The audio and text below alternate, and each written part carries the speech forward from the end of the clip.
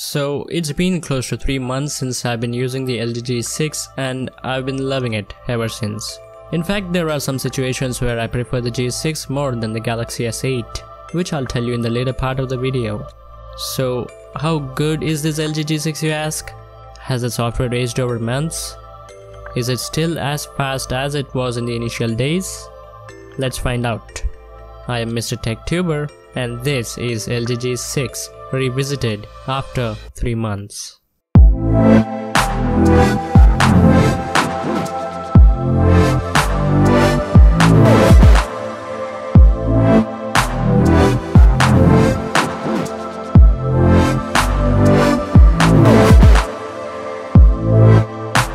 Ever since I got the G6, I've been praising its design and durability.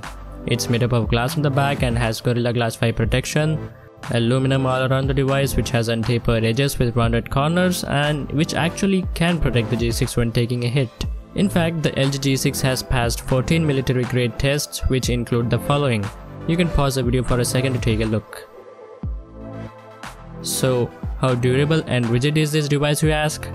I say much better than the Galaxy S8, at least on paper. To the front you get a 5.7-inch Full HD display with 18:9 aspect ratio, and LG is calling it the Full Vision display, and LG was the first one to introduce it to the smartphone industry, by the way, and also the first one to introduce the Dolby Vision and HDR10 technology on a smartphone, technically. But does that actually make a difference? Well, yes and no. No for the people who come from the devices having AMOLED screens, and yes to others. People who are spoiled by those beautiful AMOLED panels having deep blacks and saturation won't notice much of a difference. But if the word AMOLED is kept aside, you'll start to notice different things beyond AMOLED.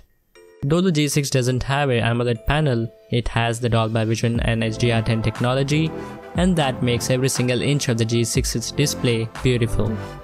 Specs kept aside, the display quality actually looks stunning to the eyes with good colors, saturation, contrast and viewing angles.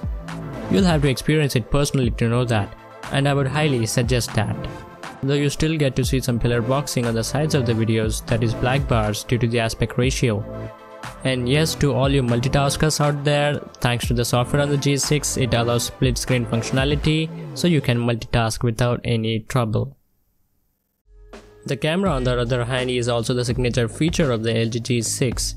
Having dual cameras, one a normal and the other one a wide angle camera, actually takes the camera quality to a whole new level.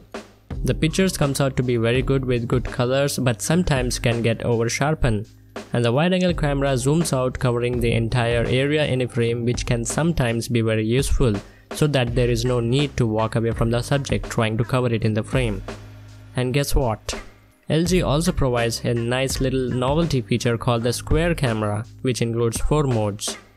First, Snapshot, which allows you to preview the image immediately when you click it without the need of going into the gallery.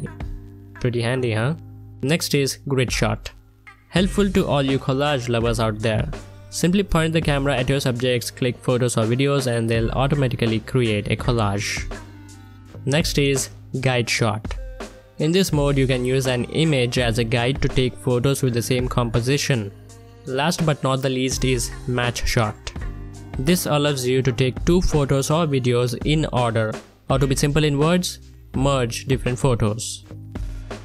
Speaking of software, the phone is still running the Android Nougat 7.0 and it still works good, I must say, but I would love to have the latest update on my phone.